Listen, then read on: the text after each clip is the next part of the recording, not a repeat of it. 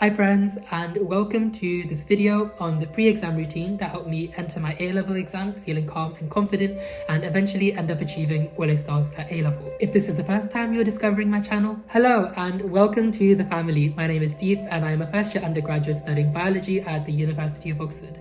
And my mission with this academic empowerment project is to empower, support, cheerlead and celebrate you on your journey of showing up for yourself and turning your dreams and goals into reality. And if you're a returning subscriber, welcome back. It's so lovely to see you again. I just finished my mock exams for summer term here at Oxford, and I was inspired to make this video because of a conversation I was having about pre-exam routines with some of my friends, and also because exam season is upon us, so it felt like the perfect time to make this video. And just a quick disclaimer, everything that I'm going to be sharing in this video, well, a lot of it comes from Jaded Jade's incredible book, The Only Study Guide You'll Ever Need, which was an absolute game changer since I read it in the summer before my year 11 when I did my GCSEs. It will help you make your academic journey so much more successful. It will help you achieve your dream grades, all whilst looking after yourself, making the most out of your education and being kinder to yourself. And she explains everything so clearly and in a way that is so accessible and so amazingly. So I would highly recommend you go check it out, borrow a copy from your friend, borrow a copy from your local library, go and get yourself your own copy. And yeah. So the pre-exam routine that I'm going to share is how I applied the principles that Jade covered in her book. And you may not be able to, or you may not even want to apply all of these aspects of my pre-exam routine. And that is completely okay and completely fine. But what you can apply is these general principles or themes. And if you apply these general principles and themes, you make it much more likely that you can show up to your exam as your highest, brightest, kindest, and most effective academic self, and eventually achieve the grade that you've been working towards and the grade that you deserve. So what are these principles? First, it's doing things that will make you feel calm. Next, it's doing things that will make you feel confident and self-assured. It's doing things that will reduce your stress, uncertainty, anxiety, and the decisions that you need to make on the day of your exam. And it's doing other things that will help your brain and body perform at their best. Things like getting enough sleep, drinking enough water, eating food that will fuel your brain and body, and things like visualization. We want to avoid stress and decision fatigue. And at this point, it is all about getting into a headspace and state of being that will set you up for success. And it is crazy how much of a difference your headspace can make on your performance during the exam. If you let yourself get overly anxious and stressed and enter your exam in fight, flight, or freeze mode, you are doing yourself such a disservice. You're preventing your brain and body from working at their best, and you have worked too hard to sabotage yourself in that way. You have worked too hard to let your last-minute stress or anyone else's last-minute stress sabotage you and rob you of the grade that you've been working towards and the grade that you deserve. However, if you walk into the exam in an incredible headspace, feeling calm and confident, you give yourself an incredible gift. You give your brain and body the opportunity to perform at their best. You give yourself the opportunity to perform at your best and show the examiners what you're really capable of. You make it much more likely that you're going to stick to your plan, overcome any challenges or problems or difficult questions you face in the exam. You make it much more likely you're going to manage your time well, apply all the exam techniques that you've been learning about, and perform in a way that will help you get the grade that you want in the end. So, how do you get into a successful headspace? For me, and for most people, this will start the day before your exam. And during the day and the beginning of the evening before my exam, I went through any last-minute revision that wouldn't stress me out, but would rather make me feel more confident and prepared and self-assured for the exam. For example, with English literature, this was going through and practicing coming up with some essay plans without looking at my notes. It was memorizing page numbers and getting experience finding the quotes that I would need to be using in my essays from the copies of my text. It was reading through the analyses of my different poems, going through my Anki flashcards for contextual knowledge and criticism that I would need to include in my essays and my analyses of them. It was reading through mark schemes again to remind myself what I needed to include in my essays to get the A star. And it was going through the timing of the exam and working out when I would need to move on from one essay question to the next. For A-level biology and chemistry, this was going through a past paper or a Primrose Kitten predicted paper. It was going through my Anki Do. It was watching the playlist created by Claire Biology and BioRaj for the different papers and practicals. Also the videos made by Miss Estruck. This was also going through an exam technique cheat sheet, which was another idea I got from Jaded Jade that I made for each paper as I went through the different topic questions and past papers throughout exam season and before, which contained everything from keywords to include, ways of approaching different questions, ways of reading different questions, double checking my answers, managing my time, etc. And I created these in the following way using a Notion. After each paper or set of topic questions that I finished, I created a page in a Notion database that contained the total number of marks available, the marks that I achieved, the A-star boundary, and the grade that I got, and my percentage. And then for each paper, I used marks analysis to tally up where I lost my marks. M was for maths, A was for application, R was for reading the question, C was for communication, K was for knowledge, and S was for statements per question. And after I tallied up where I lost my marks, I wrote down in 4 sentences, I lost this many marks in this area for these reasons. I then wrote down in 4 sentences on a separate Notion page the strategies that I would implement moving forward to prevent myself making similar mistakes again. For example, one analysis I had was I lost 1 maths/read the question mark because I did not round to the correct number of significant figures. The strategy I wrote from that was I always highlight the number of significant figures in the question before answering the question, and after I write down my answer to the question, I double check if it's to the correct number of significant figures immediately before moving on. And as I did this for all the different past papers and topic questions that I did, I eventually built these exam technique cheat sheets that I could read on the day of the exam and before my exam, which would be a nice way of reminding myself of all the exam technique that I had to apply during the exam, and it made it much more likely that I would actually apply those exam techniques in the real thing. And the rest of my routine on the day before my exam depended on my sleep schedule. One of my biggest priorities during exam season was sticking to a consistent sleep schedule and getting 8 hours of sleep as much as I could every single night. And what that meant was I had to time the rest of my evening ritual accordingly. So I lived 1 hour away from school, and I had to wake up at 5:30 a.m. every single day to give myself enough time to get ready and get to school at around 7:30 a.m. well before my exam without having to rush or stress out. And that also gave me a safety net in case of any train delays. What that meant was that if I was waking up at 5:30 a.m. every single day, in order to get 8 hours of sleep, I would need to be asleep by 9:30 p.m. However, nobody can fall asleep immediately, and so I set my bedtime alarm to 8:30 p.m. every single day, which meant I spent 9 hours in bed and would maximize the chance that I would at least get 8 hours of sleep, which I learned from the Mel Robbins podcast. And so then if I had to be in bed by 8:30 p.m., I had set my alarm to start winding down at 7:30 p.m. to give myself enough time to prepare for the next day and wind down and relax my mind so that I could begin falling asleep at 8:30. However, I didn't want to just continue studying up until 7:30 on the days before my exam. I wanted to give myself 15 to 30 minutes every single day to stop work, calm myself down and get into the right headspace, get into the zone. And what that meant for me was that every day before my exam at around 7 p.m, I would go outside and walk in my local park for around 15 to 30 minutes. And what this meant was that I could spend time in nature, get out of my head, see the sunset during golden hour, and really calm myself down a bit. And that was really helpful. What I also did during these walks was I listened to music that would uplift me and make me feel confident, powerful, and like an all-A-star student. For me, personally, this was listening to the beginning of the Eras Tour film. If you have watched that, you know what I mean when I say the beginning makes you feel incredibly powerful. And it's also a little bit magical as well. So I would do that. And as I listened to those tracks, I walked, I strutted, and I visualized myself as my highest, brightest, kindest, and most effective self during my A-level exams. I visualized myself as an all-A-star student and thriving during my exams. And this got me into an incredible headspace that would carry through to my exam on the next day. Once I finished my walk, which was around 7:30, I began to wind down in order to get to bed by 8:30. And during this wind down routine, I did several things. First, I double-checked the timings of my exams and where I would be sitting. Second, I packed my bag with my revision and pencil case. And then I bought train tickets. I got an anytime day return in case of any train delays or anything else unexpected, which may have come up that would prevent me getting the normal trains I would get. I put my water bottle in a space where I wouldn't forget it. And I made my breakfast for the exam the day ahead, which was overnight oats. I packed my bag with any pre and post exam snacks that I also wanted to have as well. And on the topic of food, this is highly personal to every different person because everybody's bodies need different things. For me personally, I'm very sensitive to sugar highs and sugar lows, so I made overnight oats because it was a slow release carbohydrate and also had some protein and fat to reduce the sugar spike that I would experience during my exam. Another thing that I faced during exam season was I got really stressed out and I felt that tightness in my brain. and in my head. And I learned that magnesium can help reduce the stress.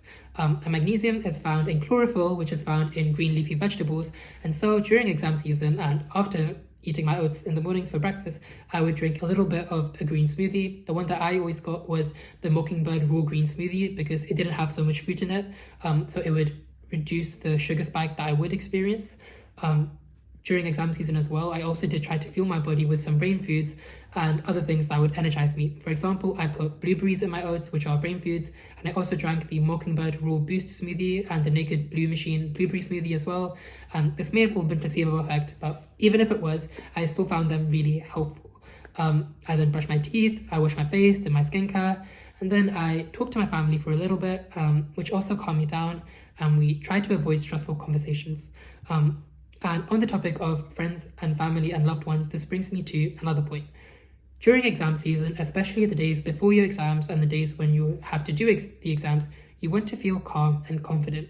And if you need to, don't be afraid about having a kind, compassionate, respectful conversation with your family and friends, talking about and asking if they could support you in a way that would make you feel calm and confident, and asking them perhaps if they wouldn't mind giving you a little bit more space, if they wouldn't mind avoid talking about certain stressful topics, if they wouldn't mind perhaps being a little bit quieter so you could get a little bit more sleep, or you could let them know that perhaps before the exams you would prefer to sit somewhere else on your own to get into a calm and confident headspace, rather than sitting where everyone else is sitting, where there's lots of stressful last minute conversations about revision and exams. Because having that conversation, even though it may be a little bit difficult or awkward, it will save everyone involved a lot of unnecessary tension and stress, which will help everyone. And once I talked to my family, I planned out my day ahead, everything that I had to do, from getting up to what I would do before leaving the house, to what I would do on my way to school, to what I would do before the exam, what I would do during the exam as a little refresher maybe, and then what I would do after the exam, all the way till the moment that I would fall asleep. This meant that I didn't have to waste any of my precious time and energy making those decisions on the day of the exam, but could save that time and energy for the exam itself. I just had to follow through and follow the steps that I made on my checklist, on my daily plan. And this, if you find this part to trigger a little bit of anxiety and stress, which it did a little bit for me for some exam days, what I found was that planning out my day beforehand, much earlier in the evening rather than just before I was sleeping, prevented me going to bed feeling really stressed out and anxious. And after I planned my day, I then filled out my evening journal, which at the time was much less extensive than it is today, but it simply had today's wins, today I am grateful for, and today I learned. And if I had to choose between one or the other though, I would choose the gratitude prompt, because during exam season, life is really stressful, and if I didn't have my gratitude journal, I would have started and moved through my days from a place of stress and fear and anxiety, which is not what you want. And it doesn't matter how big or small those things were, I forced myself to write down 3 to 5 things that I was grateful for every evening. Whether that was something as small as the sun shining through my room on one day, or something as big as this blessing and gift of an education. And doing this gratitude journal helped me move through my days and through exam season from a place of gratitude and love. It meant that I wasn't moving through exam season in fight, flight, or stress mode, and was able to be much happier and was able to perform better as well, because I wasn't in that anxious state. And it also helped put these exams into perspective. It reminded me that life was not simply defined by my academic performance, and that there was so much more to life other than exams, and so many other things to love about it. And then I went to sleep. I found it really difficult during exam season, however, to sleep, because there were so many thoughts rushing through my head about revision, exams, and the future, and it was really difficult to quieten my mind. So what I did, I don't remember when exactly I did these. These may have been different for my year 12 mocks, my year 13 mocks, my year 12 end of years, and the real A-level exams, but some things that helped me sleep during exam seasons, if not the actual A-level exam season, was listening to sleep hypnosis by the podcast Sleep Cove, which did absolute wonders for me, especially at the beginning of year 13. And some other things that helped me, which I transitioned to, was listening to rain sounds and sleep meditations, which also helped me to calm down, quieten my mind before I went to sleep during my exams. And if something did pop up in my mind that was important, that I wanted to remember for the day of the exam, I had a notes app ready on my phone. You could just use a post-it note or a notebook where I could quickly write it down to look over in the morning, which meant I didn't have to hold that thought in my head and could just fall asleep.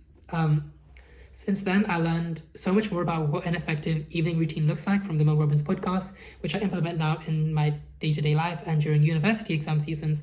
I'll link it into this in the description in case anyone else finds it helpful.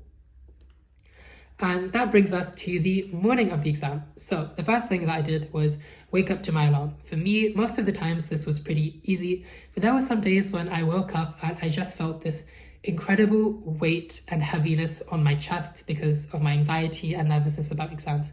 Since A-levels, again, I found a Mel Robbins podcast episode which really helps with this, and I also learned a lot more about what makes an effective morning routine to set you up for success, and this is a routine that you can implement across every single day, whether that's really busy days or really calm and relaxing days where you don't have that much to do. And again, I will put the links in the description box in case you find them helpful. And after waking up, what I did was I listened to a 5-minute meditation by Lavender, and I will link that in the description box too, which again was another way of starting my day from a place of gratitude and a place of fear and stress. I then did my morning journal, which included the prompts I am grateful for, I'm going to make today great, bye, and a prompt to fill in my daily affirmations, which at the time was I'm showing up for myself, I am attaining all A stars at A-level. I'll probably make a video at some point about affirmations, vision boards, and visualization, and how I've used them to help me turn my dreams and goals into reality. But anyways, once I finished my morning journal, I just did the usual things. I got out of bed, made my bed, showered, brushed my teeth, did my skincare, ate breakfast, double-checked I had everything in my bag, packed my bag, and then headed out to travel to school. And all of these things I wrote down in my daily planner, so I didn't have to decide to do all of these things. I just had to follow through and take them along as I went along. And this helped me not forget anything that I needed to do. And on my train journey, I listened to and visualized these dream life affirmations by Lavender again, and they had a similar purpose to the morning meditation and gratitude journal. They helped me move through my days from a place of love and gratitude, and also enter a powerful, confident headspace that would set me up for success in my exam. I will put the link in the description box for this as well. And as I walked to the platforms between trains and from the train station on my way to school, I again listened to uplifting music that made me feel confident and powerful, and visualize myself thriving during the exam season, and getting the grades that I wanted, which was all A stars. For me particularly, the track that I particularly listened to help me feel powerful and confident was I Can Do It With a Broken Heart by Taylor Swift, which, if you think about it, is actually so exam coded with the lyrics. For example, there in her glittering prime, the light refracts sequin stars off her silhouette every night. Here, I visualize myself glowing with the text all A stars around me. There's also the lyrics, I'm a real tough kid, I can handle it, which reminded me that yes, I am made to do hard things and I can survive exam season. And also the lyric, I'm sure I can pass this test.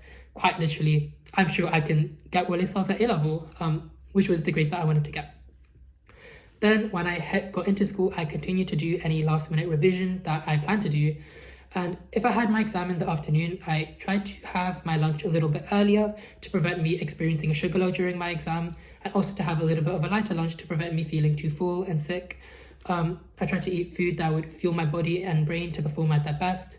And before the exams, I also tried to make sure I drank enough water, which also helped me calm down a bit and help my brain perform at its best, but not too much that I had to go to the bathroom during the exam.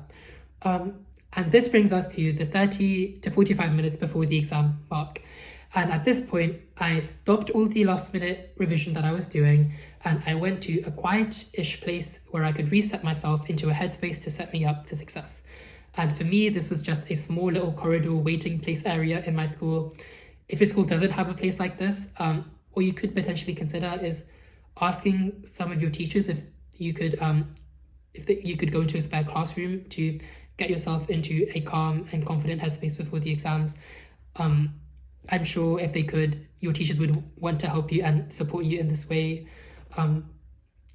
So what I did was I went to this quiet, more peaceful place rather than stressing out and overwhelming myself by sitting and being amongst loads of other people and hearing lots of last-minute stressful conversations about exams.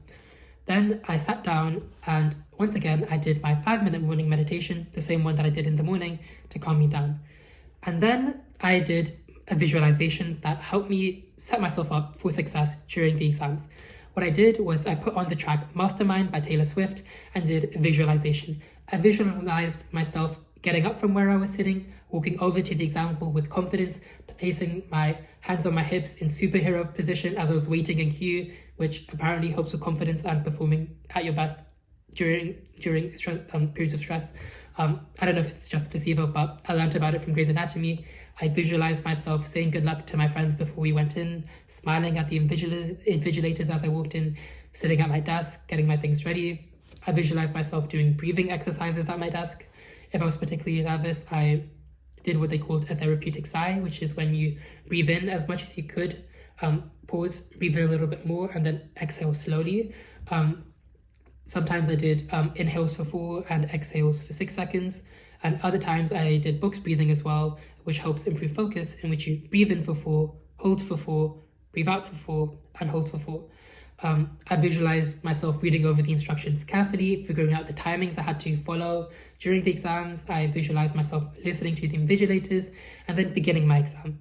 I visualized myself going through the paper at an effective pace and order, moving on to the next question when I needed to, answering the questions effectively and applying all the exam technique that I learned, and also double checking my answers as well. I also visualized what I would do when I came across a problem or question that I found more difficult. I visualized myself starring it and deciding when I would come back to it. And I then visualized myself coming back to it and taking the time to dissect the question properly. I visualized myself dissecting the question, thinking about the topics or themes the question was related to, thinking outside of the box maybe. I visualized myself effectively problem solving and figuring out the answer, or getting as close to the answer as I could and as strategically as I could, step by step. And I then visualized myself continuing to go through the exam paper with my brain and hand glowing like an A star. I visualized myself completing the paper on time, double checking my answers once again, and then closing my exam book feeling so proud and happy with myself. I visualized the exam paper rising up and glowing with a giant radiant A star written all over it. I then visualized myself walking out of the exam hall feeling so happy and proud of myself. I then skip forward to results day and visualize myself reacting to achieving all A stars, and then skip forward to my first time at Oxford, visualizing myself in my full submask with the text all A stars behind me, again holding a bouquet and my A-level certificates. And all of this set me up for success during my A-level exams. It made it much more likely that I applied all the exam techniques and strategies that I learned about to get an A star, and it made it much more likely that I stuck to the timings that I had to and adapted masterfully when I came across any problems that I found difficult. It reminded me of what I was fighting for and motivated and inspired me to give my absolute best, my all, my everything during those exams, and really show the examiners what I was capable of and what my potential was. And over time, what all of this did was that it told my mind that getting an A star was important to me, which then helped my mind discover and implement all the strategies that would help me achieve my dream grade before my exam, during exam season, and during the exam itself. And after this, I got up from the place where I was sitting, got my pencil case, my water bottle, tissues, glasses cloth, etc. I kept my phone away and then walked over to the exam, doing everything I just visualized. I was ready for battle and ready to show the examiners what I could do. And that is the pre-exam routine that helped me achieve all A stars at A-level. Thank you to Jade Jade for writing this incredible book and sharing all your incredible advice and everything else that you do. And I hope you found this video helpful. If you end up implementing parts of this pre-exam routine into your own pre-exam routine, I'd love to know how you find them. And if you have exams coming up, I'm wishing you all the very, very best. And as always, in case no one has told you recently, in case you haven't told yourself recently, I wanted to tell you that I am proud of you and I believe in you and your worth and your unlimited potential and your ability to do incredible things in life. Sending you so much joy and light. Deep.